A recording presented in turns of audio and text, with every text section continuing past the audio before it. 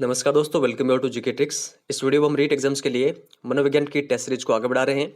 आज से हम थर्ड यूनिट को स्टार्ट कर रहे हैं मनोविज्ञान की। इसमें जो आपके टॉपिक सम्मिलित हैं वो है व्यक्तिगत विभिन्नताएं, बुद्धि और व्यक्तित्व। तो इनसे संबंधित आज हम 50 इंपॉर्टेंट क्वेश्चन डिस्कस करेंगे। इसके अलावा जो हमारे अगले 2 वीडियो होंगे वो भी थर्ड यूनिट पर ही आधारित होंगे। तो आप कंटिन्यूसली इस टेस्ट सीरीज को फॉलो रखें, अधिक से अधिक क्वेश्चन की प्रैक्टिस करें और वीडियो के एंड में आपका जितना भी स्कोर बने वो आप कमेंट सेक्शन में जरूर शेयर करिएगा। जो भी स्टूडेंट नए हैं वो अगर जानना चाहते हैं कि हमारे इन वीडियो का शेड्यूल क्या है तो शेड्यूल डिस्क्रिप्शन में मेंशन है और इन वीडियोस के लिए मैंने अलग से प्लेलिस्ट भी बना रखी है, वो भी डिस्क्रिप्शन में मेंशन है। चलिए स्टार्ट करते हैं।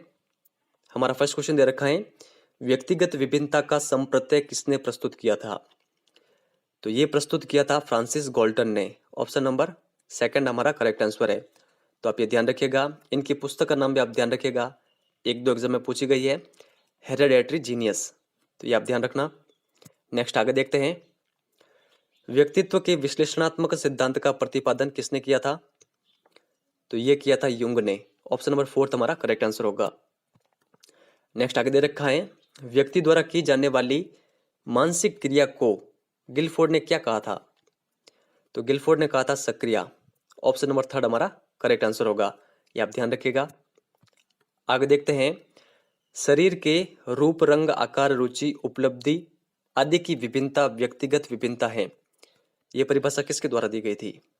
तो फर्स्ट बात आप ये ध्यान रखना कि ये व्यक्तिगत विभिन्नता की परिभाषा है और ये दी गई थी टाइलर के द्वारा। यहाँ पर फर्स्ट नंबर करेक्ट आंसर होगा। नेक्स्ट आगे दे रखा है, व्यक्तित्व का वह अंश जो नैतिकता के विषय में माता पिता के तथा सामाजिक मानकों को समाविष्ट करता है वह है इदम, अहम, परहम या फिर इनमें से कोई नहीं। तो परहम यहाँ पर हमारा करेक्ट आंसर है, ऑप्शन नंबर 3। नेक्स्ट आगे देखते हैं, वर्णन के अनुसार बुद्धि के प्रकारों में से नहीं है जैविक बुद्धि, सामाजिक बुद्धि, मनोवैज्ञानिक बुद्धि या फिर सक्रियात्मक बुद्धि। तो वर्णन ने बुद्धि के प्रकार बताए थे 3। कौन कौन से? जैविक बुद्धि, मनोवैज्ञानिक बुद्धि और सक्रियात्मक बुद्धि। तो यहाँ पर उन्होंने सामाजिक बुद्धि नहीं बताई थी, तो यहाँ पर हमारा करेक्ट आंसर क्या होगा? Option number second, B number. Next आगे देखते हैं, सीमा हर पाठ को जल्दी सीख लेती है जबकि लीना उसे सीखने में ज्यादा समय लेती है। यह विकास किस सिद्धांत को दर्शाता है? तो यह दर्शाता है व्यक्तिक भिन्नता को। आगे देखते हैं, सीएटी का भारतीय अनुकूलन किसने किया था? तो ये किया था उमा चौधरी ने। यहाँ पर option number second number correct answer होगा। सीएटी यानी बाल अंतर्बोध परीक्षण, जो कि लियोपोल्ड बेलोक और सोरल बेलोक के द्वारा दिया गया था। आगे देखते हैं, निम्न में से कौन सी विशेषता बुद्धि की परिभाषाओं से संबंधित नहीं है? बुद्धि वातावरण के साथ समायोजन की योग्यता है, बुद्धि सीखने की क्षमता है, बुद्धि मूर्त चिंतन की क्षमता है या फिर बुद्धि समस्या समाधान की योग्यता है। तो यहाँ पर हमारा करेक्ट आंसर होगा ऑप्शन नंबर सी। ये यहाँ पर गलत दे रखा है, तो ये आप ध्यान रखिएगा। अगर यहाँ पर ऐसा होता कि बुद्धि अमूर्त चिंतन करने की क्षमता है तो ये करेक्ट होता, जो कि टर्मन की परिभाषा थी। तो ये आप ध्यान रखिएगा। एक मनोवैज्ञानिक थे फ्रीमैन। फ्रीमैन ने बुद्धि के 4 प्रकार बताए थे, उसमें से एक ये है समायोजन की योग्यता। और जो नीचे यहाँ पर दे रखा है बुद्धि सीखने की क्षमता है, ये परिभाषा किसने दी थी? ये दी थी बकिंगम ने। तो ये आप ध्यान रखिएगा। फिर आगे देखते हैं, वंचित समूह के विद्यार्थियों को सम्मानित विद्यार्थियों के साथ पढ़ाना चाहिए, इसका अभिप्राय है। तो ये होता है समावेशी शिक्षा। ऑप्शन नंबर फर्स्ट हमारा करेक्ट आंसर है। निम्न में से कौन सा कथन सही नहीं है? परहम सामाजिक अपेक्षाओं और आदर्शों का प्रतिनिधित्व करता है, अहम का विकास इदम से होता है और इदम का उद्देश्य किसी भी प्रकार से आवश्यकता की संतुष्टि करना होता है। इदम, अहम और परहम का कोई संबंध नहीं होता है। तो यहाँ पर जो हमारा करेक्ट आंसर होगा वो होगा ऑप्शन नंबर 4। ये कथन सत्य नहीं है, इन सभी का आपस में संबंध होता है। तो ऊपर के जो तीनों कथन है ये सत्य है, इनके बारे में भी आप ध्यान रखना। आगे देखते हैं, वातावरण एवं अनुभव की देन होती है, तो ये होती है ठोस बुद्धि। ऑप्शन नंबर बी हमारा करेक्ट आंसर है। आगे देखते हैं, प्रयोजना विधि के प्रवर्तक कौन है? तो इस विधि के प्रवर्तक हैं किलपैट्रिक। तो ये आप ध्यान रखिएगा कंटस्टली। आप इसको एक ट्रिक के माध्यम से याद रख सकते हैं, पाव में कील। तो किल से हमारा होगा किलपैट्रिक और पाव से आप ध्यान रखना प्रायोजना विधि। करके सीखो सिद्धांत पर आधारित है ये विधि, ये भी आप ध्यान रखें। आगे देखते हैं वात पित्त कफ वर्गीकरण है किसके अनुसार, तो ये है आयुर्वेद के आधार पर, ये आप ध्यान रखना व्यक्तित्व के ये प्रकार है। आगे देखते हैं बहुबुद्धि सिद्धांत में सम्मिलित हैं संगीतात्मक बुद्धि, तार्किक बुद्धि, देशिक बुद्धि या फिर उपयुक्त सभी। ऑप्शन नंबर डी हमारा करेक्ट आंसर है उपयुक्त सभी, ये सब भी सम्मिलित होती है बहुबुद्धि सिद्धांत में। और बहुबुद्धि सिद्धांत में इनके अलावा और भी बुद्धियों का समावेश किया गया है, कौन कौन सी वो भी आप ध्यान रखना। एक है भाषाई बुद्धि, एक है शारीरिक गतिज बुद्धि, एक है अंतः व्यक्तिक बुद्धि और एक है अंतर व्यक्तिक बुद्धि। तो ये आप सारे ध्यान रखना। नेक्स्ट आगे दे रखा है मॉन्टेसरी विधि की प्रतिपादक मारिया मॉन्टेसरी किस स्थान की मनोवैज्ञानिक है, तो ये थी इटली की मनोवैज्ञानिक। ऑप्शन नंबर सेकंड हमारा करेक्ट आंसर होगा। फिर आगे दे रखा है यौन मूल प्रवृत्ति के ऊर्जा बल को क्या कहते हैं, तो इसको कहते हैं लिबिडो। ऑप्शन नंबर थर्ड हमारा करेक्ट आंसर होगा। फिर आगे देखते हैं स्टनबर्ग के अनुसार बुद्धि में निम्न में से कौन सा घटक सम्मिलित है, तो यहाँ पर ऑप्शन में दे रखे हैं संसाधित करने वाले घटक, प्रसंगाश्रित घटक, अनुभवजन्य घटक या फिर उपयुक्त सभी। तो यहाँ पर हमारा करेक्ट आंसर होगा ऑप्शन नंबर फोर्थ, ये सभी घटक सम्मिलित होते हैं बुद्धि में स्टनबर्ग के अनुसार। आगे देखते हैं व्यक्तिगत विभिन्नता के कारक सदैव ही होते हैं वंशानुगत, सामाजिक व जैविक। यहाँ पर दे रखा है संवेगात्मक व व्यक्तित्व या फिर व्यक्तिगत या फिर पर्यावरण एवं वंशानुगत। तो यहाँ पर जो करेक्ट आंसर है वो ऑप्शन नंबर फोर्थ पर्यावरण एवं वंशानुगत। ये क्वेश्चन एक एग्जाम में पूछा गया है। ऐसे तो जो व्यक्तिगत भिन्नता है इसके कारक में वंशानुगत भी शामिल है, सामाजिक व आर्थिक जो स्तर होता है वो भी इसमें शामिल होता है, लेकिन एग्जाम में इसका जो करेक्ट आंसर माना गया था वो माना गया था पर्यावरण एवं वंशानुगत। तो आप ये ध्यान रखना। फिर आगे देखते हैं आल्पोर्ट तथा आइजैक ने अपनी परिभाषाओं में सर्वाधिक बल डाला व्यक्तित्व के बाहरी गुणों पर, व्यक्तित्व के आंतरिक गुणों पर, उपयुक्त दोनों पर या फिर इनमें से कोई नहीं। तो यहाँ पर जो हमारा करेक्ट आंसर होगा वो होगा ऑप्शन नंबर थर्ड उपयुक्त दोनों पर। ठीक है, तो ये आप ध्यान रखना। आगे देखते हैं फिर द्वितत्व सिद्धांत के मुख्य समर्थक थे या फिर प्रतिपादक कौन थे, तो द्वितत्व सिद्धांत के प्रतिपादक थे स्पीयरमैन। नेक्स्ट आगे देखते हैं गिलफोर्ड के बुद्धि संरचना सिद्धांत को कहते हैं त्रिआयामी सिद्धांत, त्रिविमीय सिद्धांत, बहुकारक सिद्धांत या फिर उपयुक्त सभी।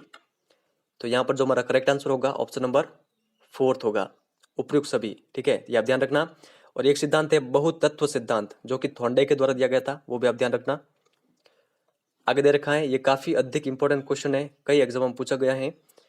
बुद्धि होती है तो बुद्धि किस प्रकार की होती है आप बताएं। बुद्धि होती है जन्मजात, बुद्धि को अर्जित नहीं किया जा सकता। तो ऑप्शन नंबर फर्स्ट हमारा करेक्ट आंसर है।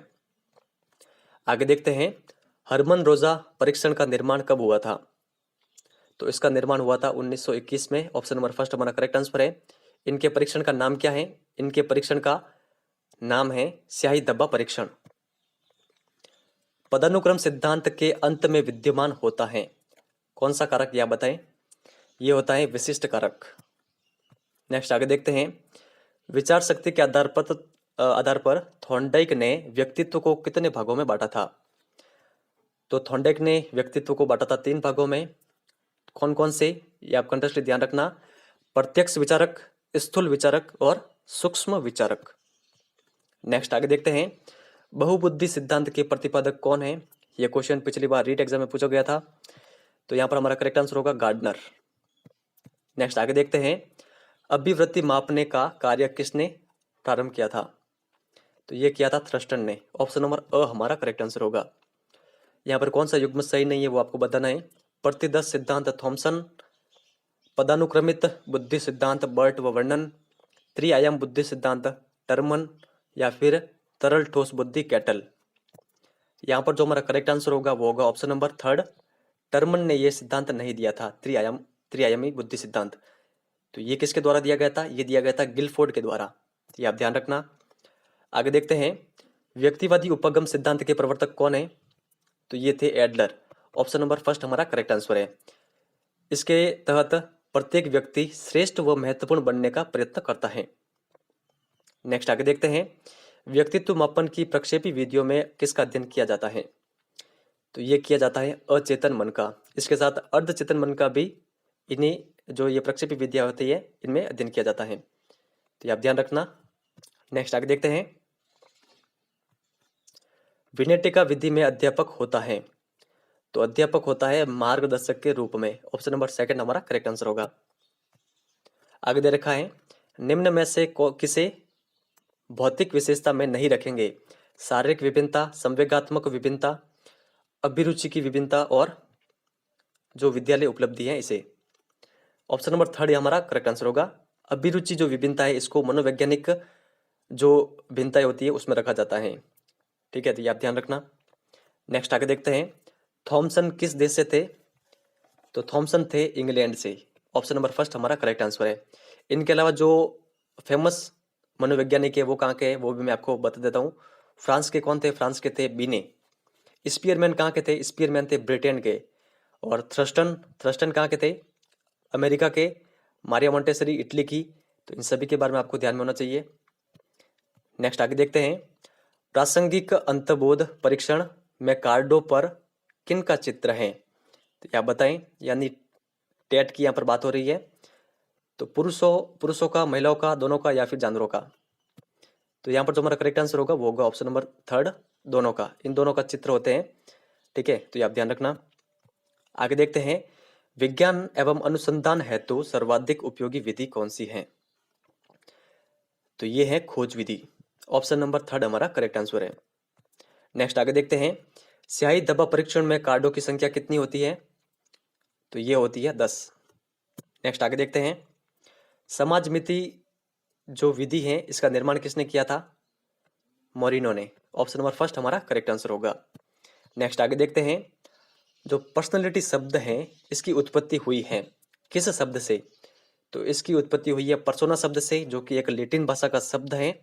इसका अर्थ होता है नकली चेहरा या फिर नकली मुखौटा। आगे दे रखा है, फ्रायड के अनुसार मन का लघुत्तम उपखंड कौन सा है? तो ये होता है चेतन मन। ऑप्शन नंबर यहाँ पर सेकंड हमारा करेक्ट आंसर होगा। नेक्स्ट आगे देखते हैं, व्यक्तित्व रचना हेतु जीवन जीने का ढंग इस शब्द का प्रतिपादन किस मनोवैज्ञानिक ने किया था? तो इसका प्रतिपादन किया था एडलर ने। ऑप्शन नंबर सेकंड यहाँ पर करेक्ट है। नेक्स्ट आगे देखते हैं, विषय का तात्कालिक ज्ञान व्यक्ति को नहीं होता है किंतु प्रयास द्वारा प्रत्यास्मरण कर उसे चेतना में लाया जा सकता है। यह स्थिति मन के किस स्तर से संबंधित है? तो यह संबंधित है अर्धचेतन भाग से।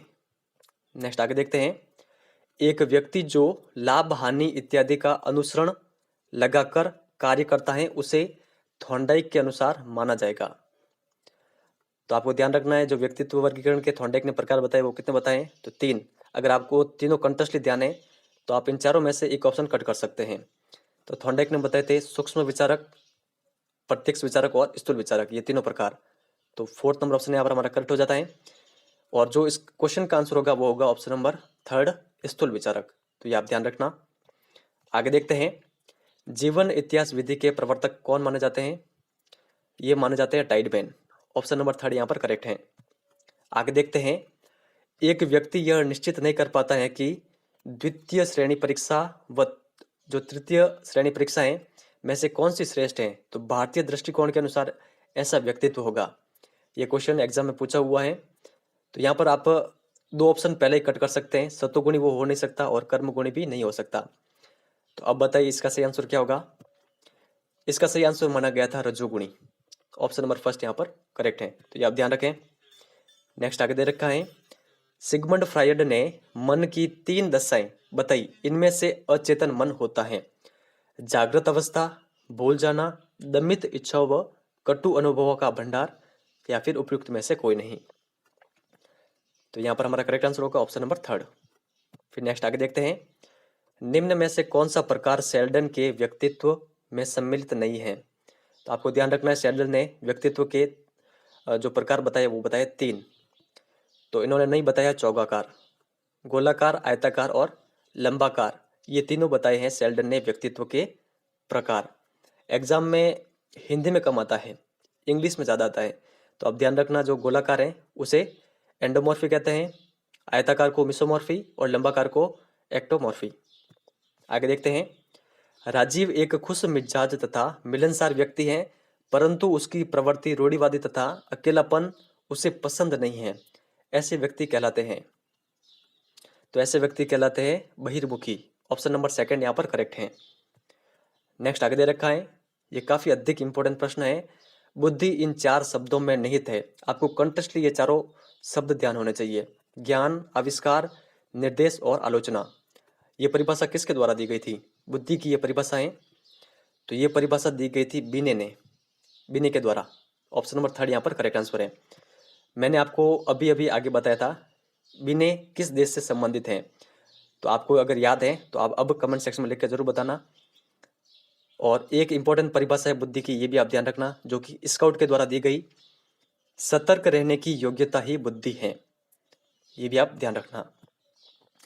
हमारा लास्ट क्वेश्चन दे रखा है, व्यक्तित्व व्यक्ति के जन्मजात व अर्जित प्रवृत्तियों का योग है। ये परिभाषा किसने दी थी? तो फ्रेंड्स, यहाँ पर आपका जितना भी स्कोर रहा है वो आप कमेंट सेक्शन में जरूर शेयर करिएगा। अगर वीडियो आपको हेल्पफुल लगा है तो इसे शेयर भी जरूर करिएगा। तो यहाँ पर जो इसका करेक्ट आंसर है वो है वैलेंटाइन। ठीक है, तो आप कंटेस्टली ध्यान रखना, व्यक्तित्व व्यक्ति की जन्मजात व अर्जित प्रवृत्तियों का योग है, ऐसा वैलेंटाइन ने कहा था। वॉटसन ने भी व्यक्तित्व की एक परिभाषा दी थी, हम जो कुछ भी करते हैं वही हमारा व्यक्तित्व है। तो ये वॉटसन की परिभाषाएं, दोनों परिभाषाएं आप ध्यान रखना। और फ्रेंड्स, जो हमारे अगले 2 वीडियो होंगे वो भी 3rd यूनिट से ही संबंधित होंगे। तो आप अपनी प्रिपरेशन को रखना। 3rd यूनिट में कौन कौन से टॉपिक हैं? व्यक्तिगत विभिन्नताएं, बुद्धि और व्यक्तित्व। तो कंटेस्टली आप इन टॉपिक्स को तैयार रखें और अधिक से अधिक क्वेश्चंस की प्रैक्टिस करें। अगर आप चैनल पर नए हैं तो चैनल को सब्सक्राइब जरूर करें। इस वीडियो में इतना ही है, धन्यवाद।